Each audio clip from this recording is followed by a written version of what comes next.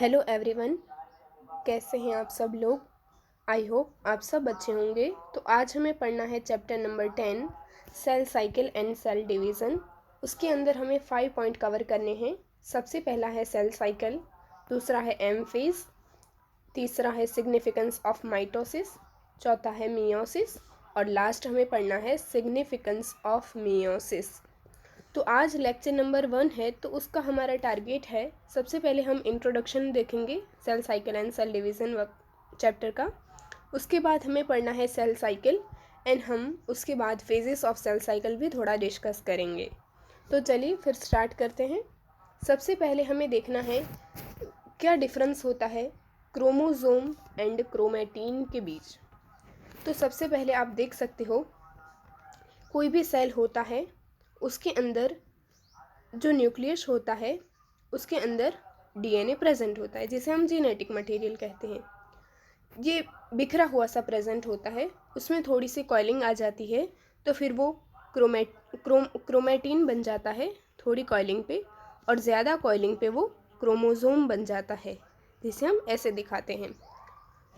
तो क्रोमैटिन के अंदर जो कॉइलिंग होती है वो कम होती है as compare to chromosome.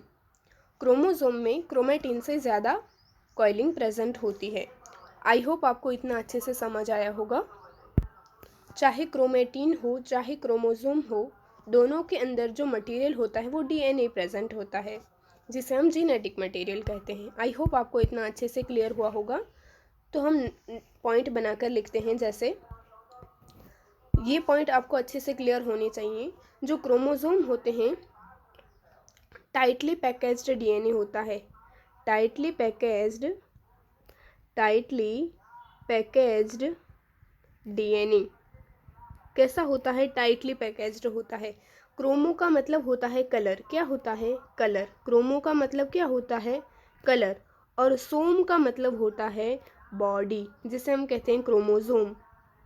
Chromo का मतलब होता है कलर और जोम का मतलब होता है बॉडी, यानी कि कलर बॉडी।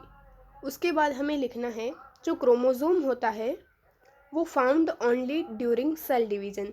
जब सेल डिवाइड करता है तभी क्रोमोसोम पाए जाते हैं। तो हम लिखें found only during cell division. जब सेल को डिवाइड करना होता है तभी सेल के अंदर क्रोमोसोम पाए जाते हैं। जैसे आप देख सकते हो, क्रोमोसोम ऐसे दिखते हैं, जिसके अंदर डबल स्ट्रैंडेड डीएनए प्रेजेंट होता है, बट उसमें कॉइलिंग बहुत ज़्यादा होती है, जिसे हम क्या कहते हैं? क्रोमोसोम। यहाँ पे होता है, इसे हम क्या कहते हैं? प्राइमरी कंस्ट्रिक्शन, यानी कि सेंट्रोमियर। हम लिखें प्राइमरी कंस्ट्रिक्शन यानी कि सेंट्रोमियर। आई होप आपको अच्छे से समझ आया होगा। उसके बाद हमें देखना है क्रोमैटिन। क्रोमैटिन क्या होता है? Unwound DNA found through out interphase. पूरे इंटरफेज में हमें क्रोमैटिन ही दिखाई देता है। जैसे मान लो ये सेल है और उसके अंदर ऐसा बिखरा सा हुआ क्रोमैटिन प्रेजेंट होता है। इंटरफेस क्या होता है, ये हम सब cell cycle, phases of cell cycle में हम पढ़ने ही वाले हैं। आई होप आपको इतना क्रोमोसोम और क्रोमैटिन के बीच का डिफरेंस समझ आया होगा। दोनों में डीएनए ही होता है। क्रोमोसोम के अंदर कॉइलिंग ज़्यादा होती है और क्रोमैटिन के अंदर कॉइलिंग कम होती है। यानी आप समझ सकते हो कि इसके अंदर जो डीएनए मटेरियल प्रेजेंट है सेल के अंदर, तो इसके अंदर जैसे ऐसे प्रेजेंट होगा वन डबल स्ट्रैंडेड डीएनए, तो इसे हम क्या कहते हैं? इसे हम कहते हैं क्रोमैटिन। इसमें कॉइलिंग ज़्यादा है तो हम उसे कहेंगे क्रोमोसोम। आई होप आपको अच्छे से क्लियर हुआ होगा। अब हमें नेक्स्ट पॉइंट पढ़ना है। जैसे यहाँ पे आप देख सकते हो, ये डबल स्ट्रैंडेड डीएनए है। यहाँ आप देख सकते हो ये डबल स्ट्रैंडेड डीएनए है, डबल स्ट्रैंडेड डीएनए। डीएनए का फुल फॉर्म होता है डीऑक्सी राइबो न्यूक्लिक एसिड। क्या होता है? Deoxy ribo nucleic acid. जो डीएनए होता है डबल स्ट्रैंडेड, वो किसके साथ, ये हिस्टोन प्रोटीन हो, हिस्टोन ऑक्टामर प्रोटीन होता है, उसके साथ क्या करता है, उसकी कॉइलिंग होती है, ये डीएनए की इसके साथ कॉइलिंग होती है ऐसे। उसके बाद फिर दूसरा आएगा हिस्टोन प्रोटीन, फिर वो ऐसे कॉइलिंग होगा, इसी तरह से फिर हिस्टोन ऑक्टामर, फिर इसी तरह से कॉइलिंग होता जाएगा। ये हम क्लास 12 के अंदर जो मॉलिक्यूलर बेसिस ऑफ इनहेरिटेंस है उसके अंदर एक टॉपिक है डीएनए पैकेजिंग, उसके अंदर हम अच्छे से कवर करेंगे। यहाँ पे हम थोड़ा हिंट ले लेते हैं। तो ये हमें कैसा दिखाई देगा, बीट्स ऑन स्ट्रिंग, जैसे हमने एक स्ट्रिंग के अंदर बीट्स को हमने डाला हो, ऐसा हमको दिखाई देगा। ये हिस्टोन ऑक्टामर है जिसके अंदर डबल स्टैंडर्ड डीएनए उसके अंदर कॉइल हुआ है। उसके बाद आप देख सकते हो फिर क्रोमेटीन बनता है और लास्ट में क्या बनता है, क्रोमोसोम। क्रोमोसोम। आई होप आपको इतना अच्छे से क्लियर हुआ होगा। सबसे पहले डबल स्ट्रैंडर्ड डीएनए होता है, वो हिस्टोन ऑक्टामर के साथ क्या करता है, हिस्टोन ऑक्टामर के साथ कॉइल कर जाता है। उसके साथ नॉन हिस्टोन प्रोटीन भी प्रेजेंट होते हैं, ये नॉन हिस्टोन प्रोटीन है, आप समझ लो। तो यहाँ भी हमें थोड़ा सा ही हिंट देखना है, हम इन डिटेल तो मॉलिक्यूलर बेसिस वाले चैप्टर में ही पढ़ने वाले हैं। उसके बाद आप देख सकते हो यहाँ पे, जैसे इजी वे में हम देख लेते हैं, यहाँ पे डबल स्टैंडर्ड डीएनए है, ये डबल स्टैंडर्ड डीएनए हो गया, डबल स्टैंडर्ड डीएनए, उसके अंदर कॉइलिंग इंक्रीज हुई, कॉइलिंग क्या हुई, इंक्रीज हुई, तो ये डबल स्टैंडर्ड डीएनए ऐसा बन जाएगा। उसके बाद और कॉइलिंग इंक्रीज हुई, और कॉइलिंग इंक्रीज हुई, तो ये कैसा बन जाएगा, ऐसा बन जाएगा डबल स्टैंडर्ड डीएनए, और ये क्रोमोसोम का फॉर्म ले लेगा। बहुत कंडेंस्ड फॉर्म होता है chromosome.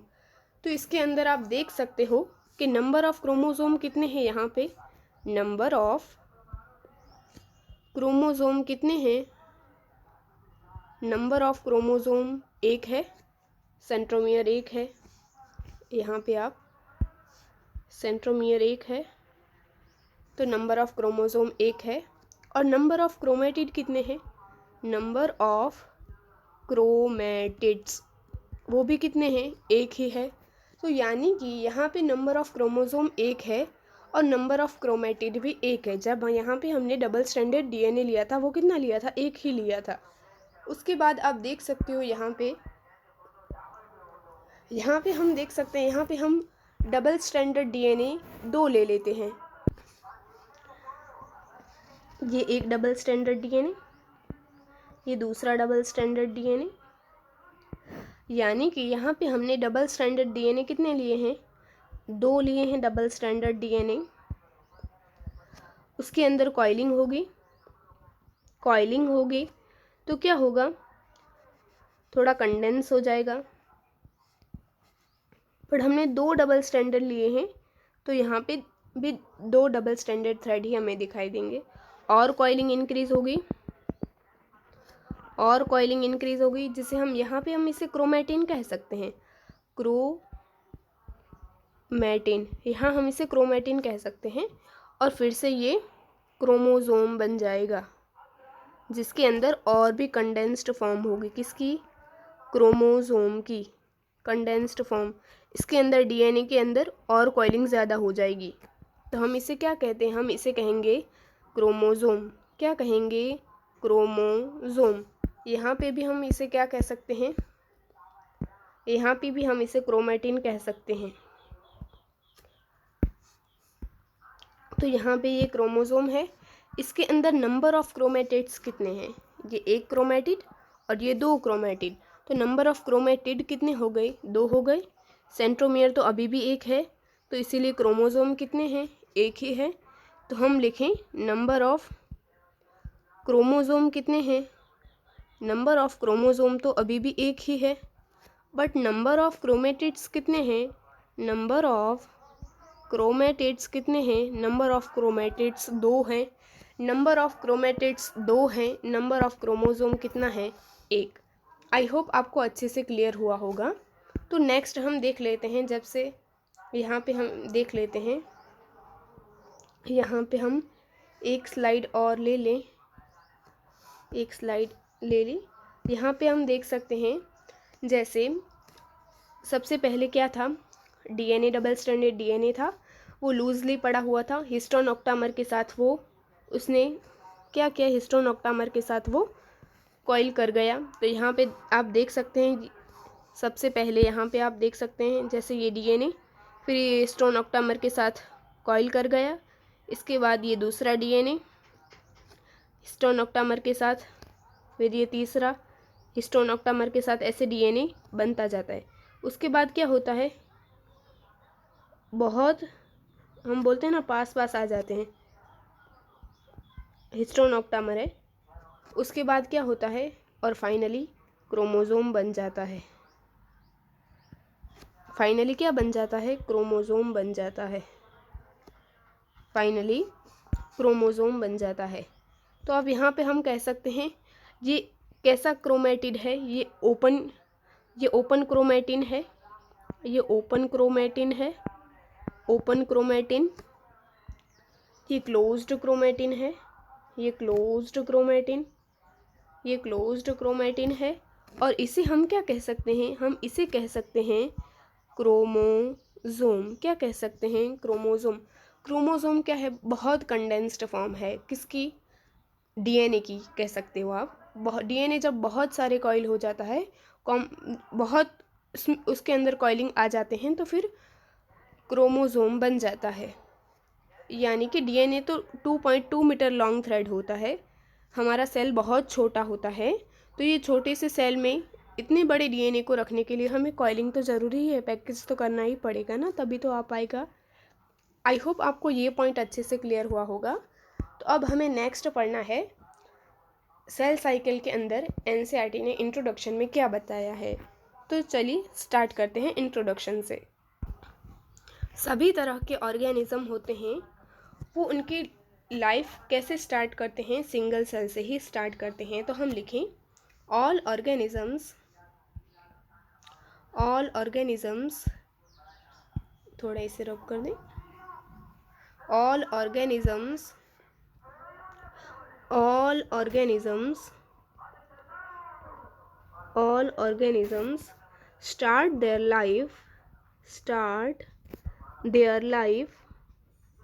start their life from single cell zygote,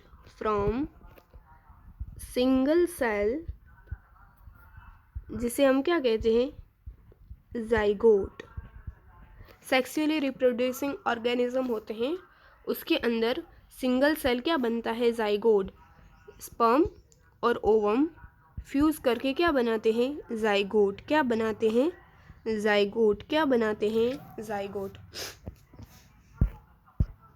फिर एनसीईआरटी हमसे ये पूछती है कि सिंगल सेल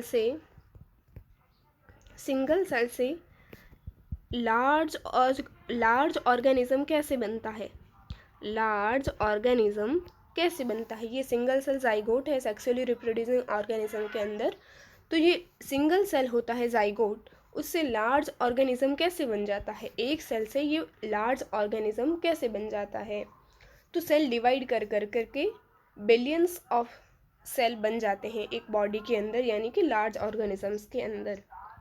उसके बाद हम देख सकते हैं एनसीईआरटी ने बताया है growth and reproduction are characteristic of cells indeed of all living organisms. हम लिख सकते हैं growth and reproduction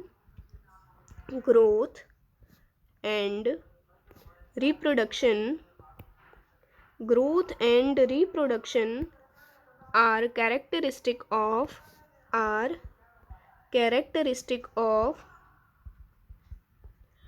growth and reproduction are characteristics of cells indeed of all living organisms।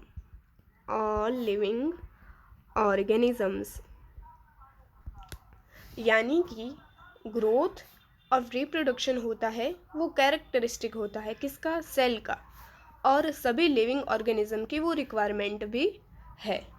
क्या, सेल का ग्रोथ करना और उसके बाद रिप्रोड्यूस करना, माने कि एक सेल का 2 सेल में डिवाइड हो जाना। आई होप आपको इतना अच्छे से क्लियर हुआ होगा। उसके बाद हमें नेक्स्ट पॉइंट लिखना है, all sales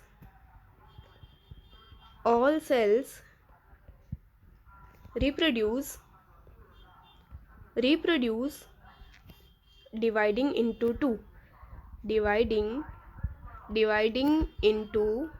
two with each parental cell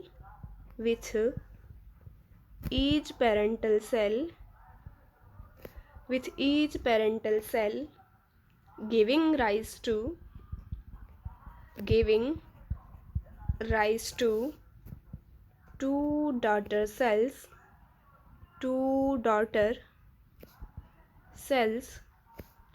each time they divide.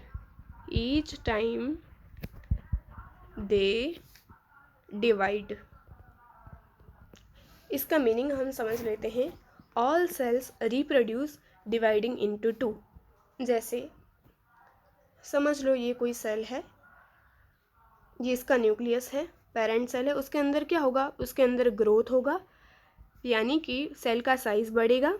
उसके बाद क्या कर जाएगा, सेल 2 सेल में डिवाइड हो जाएगा, यानी हम इसे क्या कहते हैं, 2 डॉटर सेल बन जाएंगे। 2 डॉटर सेल बन गए। All cells reproduce dividing into 2।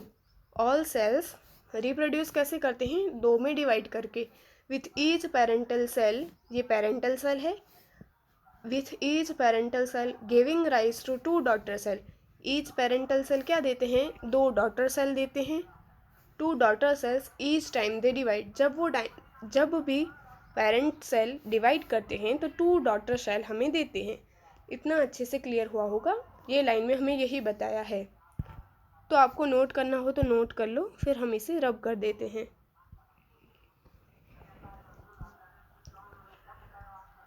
उसके बाद नेक्स्ट पॉइंट लिखना है हमें, न्यूली फॉर्म्ड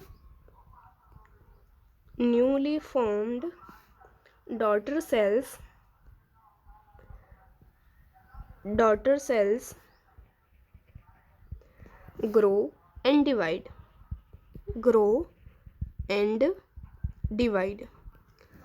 जब भी वो डॉटर सेल नए बने थे, डॉटर सेल यहाँ पे हम देख लेते हैं, ये सेल है। उसके बाद उसकी साइटोप्लाज्मिक इंक्रीज होगा, यानी कि उसका साइज बढ़ेगा।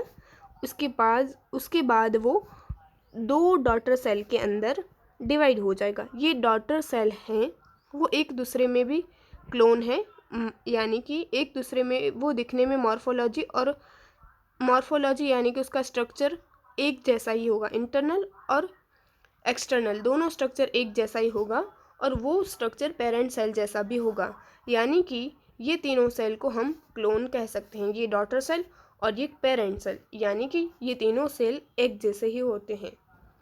उसके बाद हमें देखना है कि हम कहते हैं कि न्यूली फॉर्म डॉटर सेल क्या करते हैं, ये न्यूली फॉर्म डॉटर सेल हैं, फिर से वो ग्रो करेंगे, ऐसे फिर से वो पेरेंट सेल बन जाएंगे, फिर ग्रो करेंगे, फिर डिवाइड करेंगे, ऐसे ही ये ग्रो कर जाएंगे और उसके बाद वो डिवाइड कर जाएंगे, ऐसे ही साइकिल चलता रहेगा। तो एनसीईआरटी हमसे ये क्वेश्चंस पूछती है कि ये दोनों सेल को डिवाइड करने की ज़रूरत क्या है। ये इसका साइटोप्लाज्मिक इंक्रीज हुआ, तो अब ये सेल को डिवाइड करने की ज़रूरत ही क्या है। तो हम यहाँ पे देख सकते हैं कि वाई सेल्स डिवाइड, सेल को डिवाइड करने की क्यों रिक्वायरमेंट है। तो समझ लो ये सेल है, थोड़ा छोटा बना देते हैं। ये सेल है, उसके अंदर न्यूक्लियस है, उसके बाद क्या होगा, साइटोप्लाज्मिक ग्रोथ होगा। साइटोप्लाज्मिक ग्रोथ यानी कि सेल का साइज क्या होगा, बढ़ेगा। सेल का साइज बढ़ेगा तो न्यूक्लियस का साइज भी बढ़ेगा। उसके बाद क्या होगा, 2 डॉटर सेल बन जाएंगे, 2 डॉटर सेल बन जाएंगे। तो हम देख सकते हैं कि इसके अंदर क्या बढ़ा, न्यूक्लियस भी बढ़ा और साइटोप्लाज्म का वॉल्यूम भी बढ़ा। बट न्यूक्लियस के कंपैरिजन में साइटोप्लाज्म का वॉल्यूम बहुत ज़्यादा बढ़ता है, बहुत ज़्यादा बढ़ता है। यानी कि ओवरऑल न्यूक्लियो साइटोप्लाज्मिक रेशियो क्या होता है, डिक्रीज़ होता है। डिनोमिनेटर बहुत बढ़ जाए तो क्या होता है, ओवरऑल वैल्यू डिक्रीज़ हो जाती है। उसके बाद हम ये देख सकते हैं कि न्यूक्लियो साइटोप्लाज्मिक रेशियो डिक्रीज़ हुआ, तो हम यहाँ पे लिख सकते हैं न्यूक्लियो साइटोप्लाज्मिक रेशियो डिक्रीज़। तो हम ये भी कह सकते हैं साइटोप्लाज्म बाय न्यूक्लियस रेशियो क्या हो गया, इंक्रीज़ हो गया। साइटोप्लाज्म बहुत इंक्रीज़ हो गया है, न्यूक्लियस भी इंक्रीज़ हुआ है बट साइटोप्लाज्म के कंपेयर में कम है। तो ओवरऑल वैल्यू क्या हो जाएगी, इंक्रीज़ हो जाएगी। जब न्यूमिनेटर इंक्रीज़ हो जाए तो ओवरऑल वैल्यू भी इंक्रीज़ हो जाती है। तो इस ये दो क्या बन गए, डॉटर सेल बन गए। तो हम लिख सकते हैं यहाँ पे ये डॉटर सेल हैं, डॉटर सेल। उसके बाद आप देख सकते हैं यहाँ पे क्या हुआ, ये न्यूक्लियस है वो सभी सेल की एक्टिविटी को कंट्रोल नहीं कर सकता है। तो क्या हुआ, न्यूक्लियो साइटोप्लाज्मिक रेशियो क्या हो गया, डिस्टर्ब हो गया। तो वो न्यूक्लियो साइटोप्लाज्मिक रेशियो को रिस्टोर करने के लिए क्या होता है, सेल का डिवीज़न होता है। तो आप लिखें यहाँ पे नोट करके न्यूक्लियो साइटोप्लाज्मिक, यानी हम नेक्स्ट स्लाइड पे ये अच्छे से लिखते हैं nucleo cytoplasmic ratio, nucleo cytoplasmic ratio, nucleo cytoplasmic ratio क्या हो जाता है, डिस्टर्ब हो जाता है। न्यूक्लियो साइटोप्लाज्मिक रेशियो डिस्टर्ब हो जाता है, इसीलिए सेल को क्या करना पड़ता है, सेल को डिवाइड करना पड़ता है। जब सेल डिवाइड हो जाता है तो क्या होता है, सेल डिवीज़न हो जाता है तो क्या होता है, न्यूक्लियो साइटोप्लाज्मिक रेशियो क्या होता है, रिस्टोर होता है। तो हम लिखें restore the nucleo cytoplasmic ratio. क्या हो जाता है, न्यूक्लियो साइटोप्लाज्मिक रेशियो क्या हो जाता है, रिस्टोर हो जाता है। तो आई होप आपको अच्छे से क्लियर हुआ होगा सेल को डिवाइड करने की क्यों रिक्वायरमेंट है, तो न्यूक्लियो साइटोप्लाज्मिक रेशियो को रिस्टोर करने के लिए। उसके बाद हमें देखना है सेल साइकिल। एनसीईआरटी ने हमें बताया है कि सेल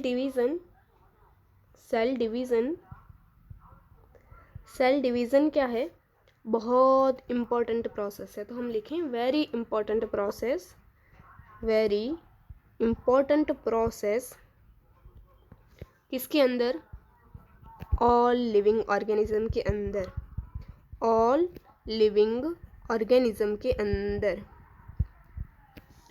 सेल डिवीज़न है, बहुत इम्पॉर्टेंट प्रोसेस है लिविंग ऑर्गेनिज्म के अंदर।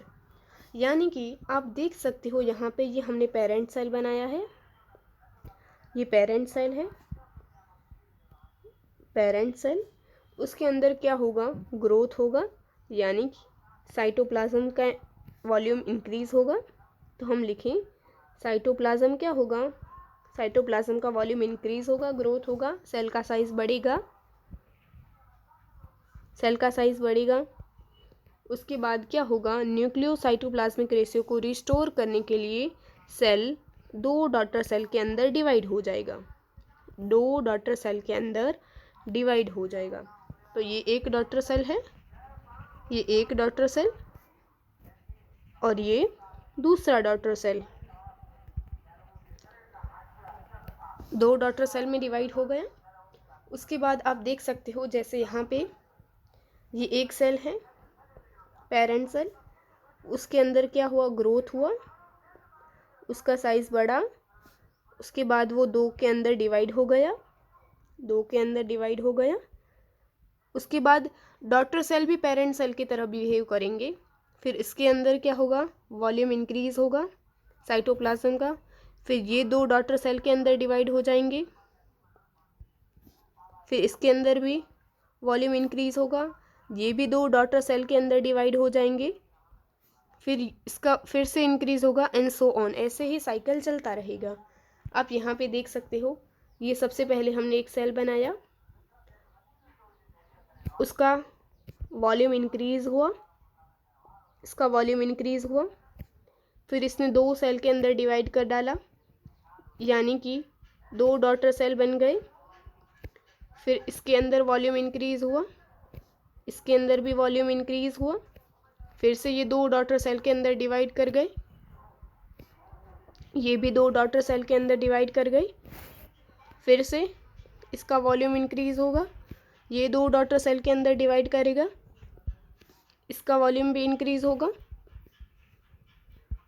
ये भी 2 डॉटर सेल के अंदर डिवाइड कर जाएगा, इसका वॉल्यूम भी इंक्रीज होगा, यानी ये भी 2 डॉटर सेल के अंदर डिवाइड करेगा, इसका इंक्रीज होगा वॉल्यूम, ये भी 2 डॉटर सेल के अंदर डिवाइड कर जाएगा। यानी कि आप देख सकते हो ये एक सेल था, उससे कितने बने, 2 बने, ये 2 सेल से कितने बने, 4 बने, और ये 4 से कितने बने, 1 2 3 4 5 6 7 8, यानी फिर 1 से 2 बना, 2 से 4 बना, 4 से 8, 8 से 16, 16 से 32, ऐसे सो ऑन चलता रहेगा, यानी कि सेल डिवीज़न चलता रहेगा। जो डॉटर सेल होते हैं, एक पॉइंट लिखे यहाँ पे, जो डॉटर सेल होते हैं वो कैसे होते हैं, डॉटर सेल कैसे होते हैं, daughter cell clone with each other, clone with each other, यानी कि एक दूसरे के कार्बन कॉपी होते हैं, clone with each other and parent cell, and parent cell, ये सेल है, इसका वॉल्यूम बढ़कर ये 2 में डिवाइड करेंगे,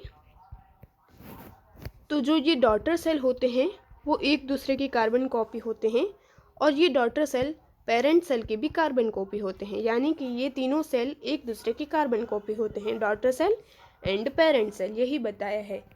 आई होप आपको इतना अच्छे से क्लियर हुआ होगा। ऐसे डिवाइड करते करते क्या बनता है, मिलियंस ऑफ सेल बन जाते हैं, मिलियंस ऑफ सेल बन जाते हैं। आई होप आपको अच्छे से क्लियर हुआ होगा। तो अब हम नेक्स्ट पॉइंट पढ़ेंगे। During the division of cell, point बनाकर लिखे, during the division of cell, during the division of cell, DNA replication, DNA replication, DNA replication का मतलब होता है डीएनए का दुगना होना। सेल के अंदर, ये सेल है, इसके अंदर 2 पिकोग्राम डीएनए है, तो वो क्या बन जाएगा, 4 पिकोग्राम बन जाएगा, यानी कि डीएनए का अमाउंट क्या हो जाएगा, डबल हो जाएगा, डीएनए का अमाउंट क्या हो जाएगा, डबल हो जाएगा। During the division of cell, DNA replication and cell growth, and cell growth, यानी कि सेल का साइज बढ़ना, साइटोप्लाज्मिक वॉल्यूम का इंक्रीज होना, cell growth also take place, all these process, next point लिखें, all these process, cell division,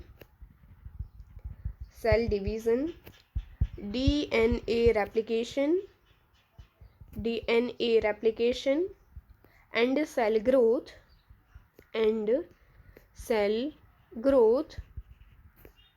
hence have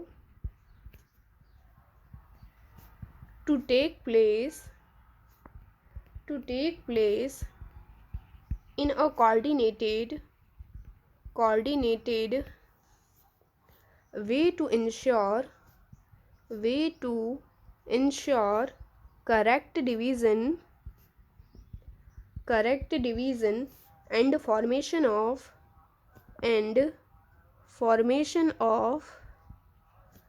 progeny cells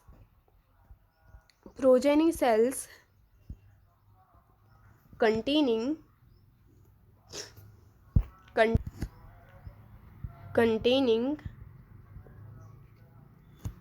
intact genome,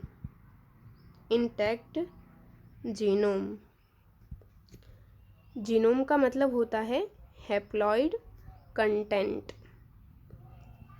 इसका meaning समझ लेते हैं। जैसे ऑल दीज प्रोसेस, जैसे कि cell division, DNA replication and cell growth.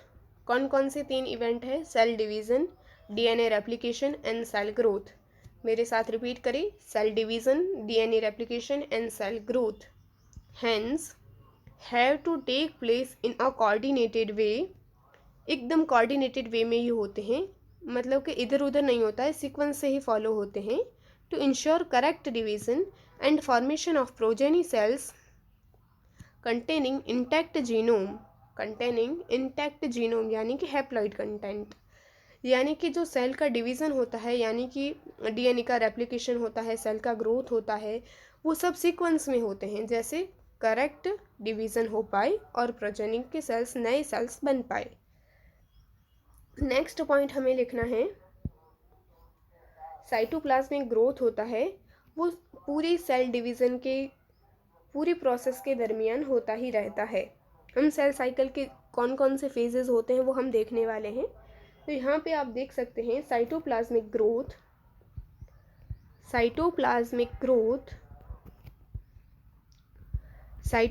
Growth क्या है? कंटिन्यूअस प्रोसेस है। क्या है? Continuous process. साइटोप्लाज्मिक ग्रोथ क्या है? कंटिन्यूअस प्रोसेस है। और जो डीएनए का रेप्लिकेशन होता है, डीएनए रेप्लिकेशन कहाँ होता है? स्पेसिफिक फेज में होता है। अकर only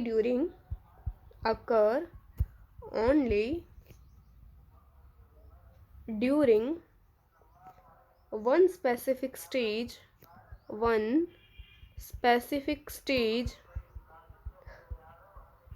in the cell cycle। जो सेल साइकिल का स्पेसिफिक फेज होता है एक, वहाँ पे डीएनए रेप्लिकेशन होता है। सभी फेजेस के अंदर डीएनए रेप्लिकेशन नहीं होता है, जबकि साइटोप्लाज्मिक ग्रोथ सभी फेजेस के अंदर कंटिन्यूस चालू ही रहता है। जबकि डीएनए रेप्लिकेशन सेल साइकिल के स्पेसिफिक फेज में होता है, जिसे हम एस फेज यानी कि सिंथेटिक फेज कहते हैं। वो हम देखेंगे नेक्स्ट स्लाइड में। उसके बाद हमें लिखना है the replicated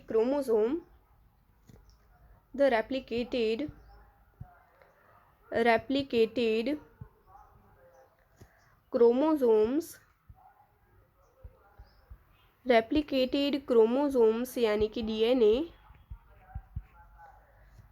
are then distributed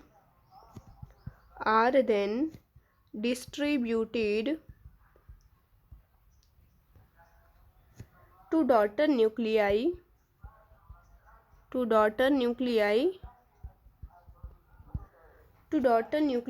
by a complex series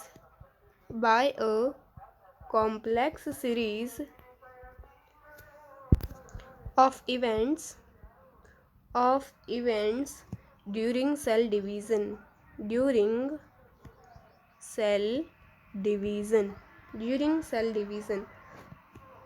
उसके बाद नेक्स्ट लिखना है these events are, important point है यहाँ ये, these events are themselves under genetic control।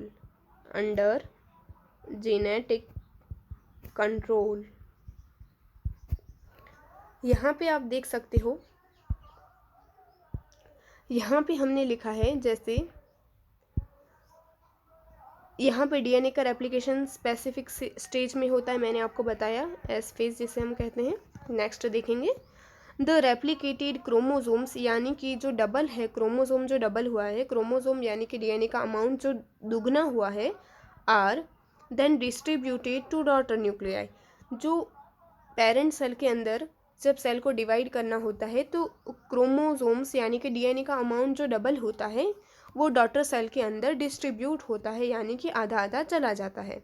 Bye a complex series of events during cell division के अंदर हम देखेंगे कि कैसे वो डॉटर सेल के अंदर डिस्ट्रीब्यूट होता है, वो कॉम्प्लेक्स सीरीज के थ्रू जाता है, तो हम उसे अच्छे से देखेंगे जब हम एम फेज़ के अंदर कैरियोकाइनेसिस देखेंगे तब। उसके बाद यहाँ पे हम देख सकते हैं कि वो सभी तरह के जो इवेंट्स होते हैं वो किसके कंट्रोल में होते हैं, जेनेटिक कंट्रोल के अंदर होते हैं, under genetic control. I hope आपको इतना अच्छे से क्लियर हुआ होगा। तो अब हमें नेक्स्ट पढ़ना है फेजेस ऑफ सेल साइकिल, यानी कि सेल साइकिल के अंदर कितने फेजेस होते हैं। तो सेल साइकिल के अंदर 2 फेजेस होते हैं। आप देख सकते हो यहाँ पे सेल साइकिल के अंदर कितने फेजेस होते हैं, 2 फेजेस होते हैं। सबसे पहला फेज होता है जिसे हम कहते हैं इंटरफेज कहते हैं, या दूसरा हम उसे क्या कह सकते हैं, रेस्टिंग फेज भी कह सकते हैं, रेस्टिंग फेज। और हम क्या कह सकते हैं, प्रिपरेटरी फेज। क्या कह सकते हैं, प्रिपरेटरी फेज। और जो दूसरा होता है जिसे हम कहते हैं M phase.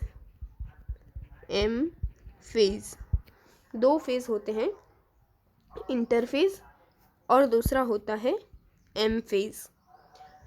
Interphase further 3 phases के अंदर डिवाइड होता है। G1 यानी कि गैप 1 फेज, या हम ग्रोथ फेज भी कह सकते हैं, S phase and G2 phase. उसके बाद M फेज होता है, वो फर्दर 2 पार्ट में डिवाइड होता है, यानी कि कैरियोकाइनेसिस और साइटोकाइनेसिस। इसका मतलब होता है कि साइटोप्लाज्म का डिवाइड होना, यानी कि डिवीज़न ऑफ साइटोप्लाज्म। और कैरियोकाइनेसिस का मतलब होता है न्यूक्लियस का डिवीज़न, यानी division of nucleus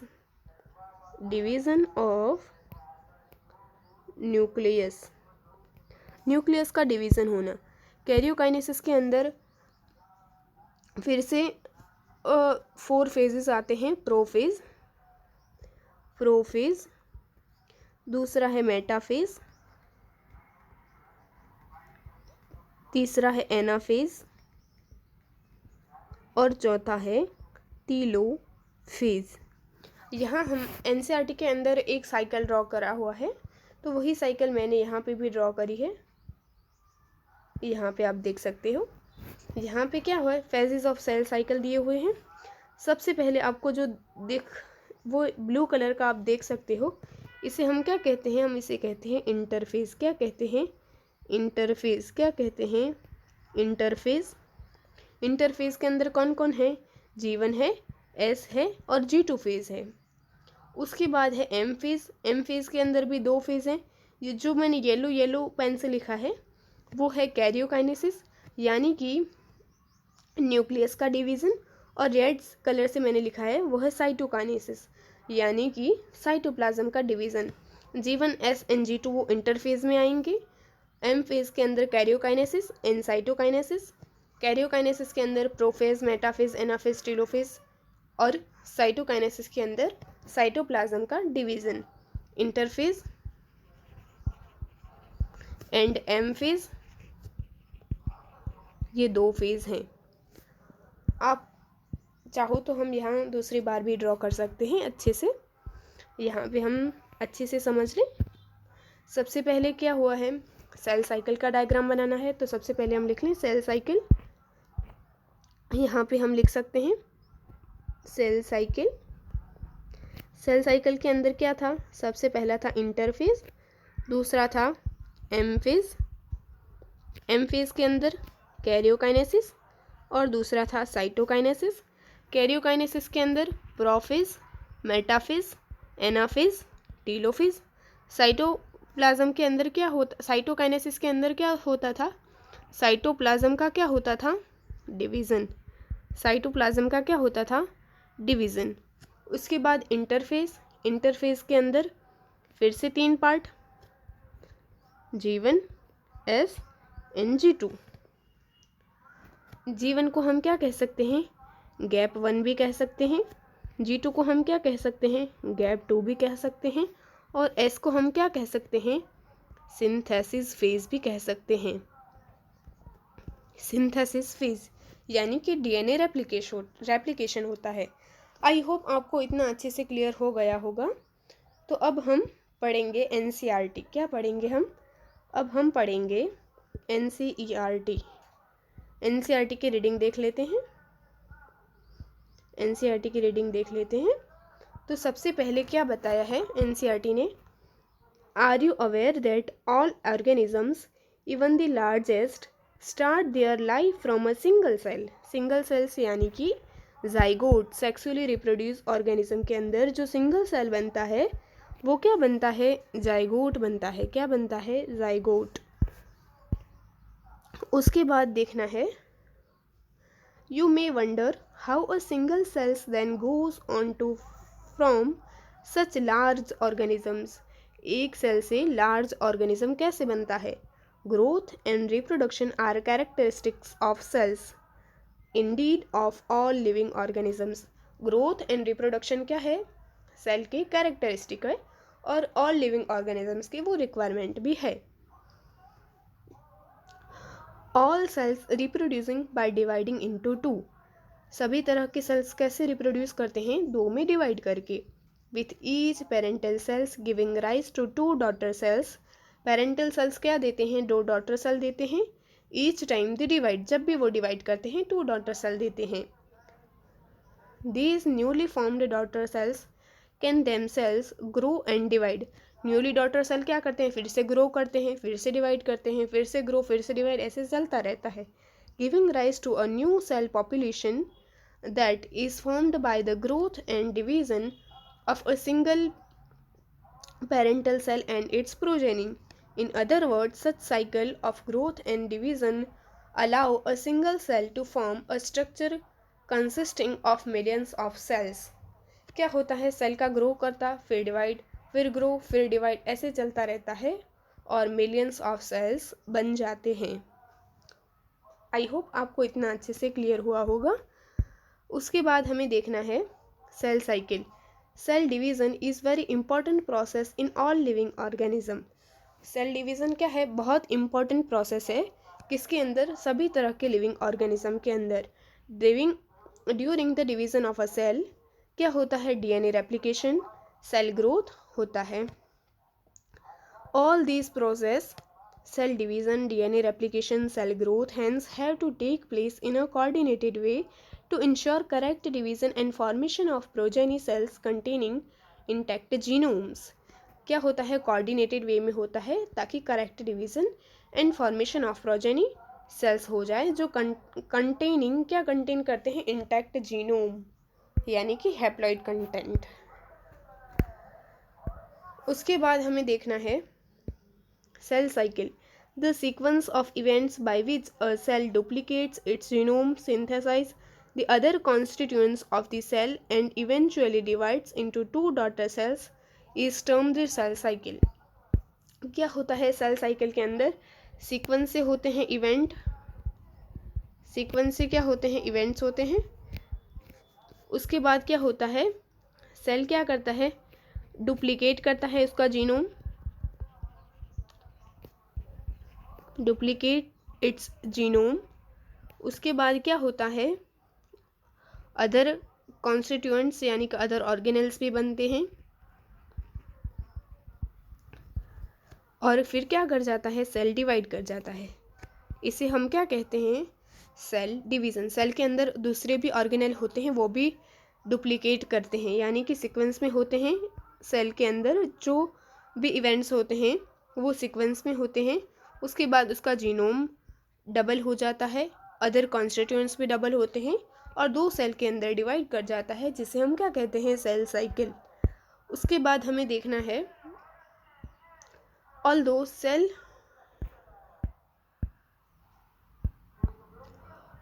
cell growth in terms of cytoplasmic increase is a continuous process, जो सेल का ग्रोथ होता है वो पूरी सेल साइकिल के दरमियान होता रहता है। ड्यूरिंग सेल साइकिल ग्रोथ होता रहता है। DNA synthesis occur only during one specific stage in the cell cycle.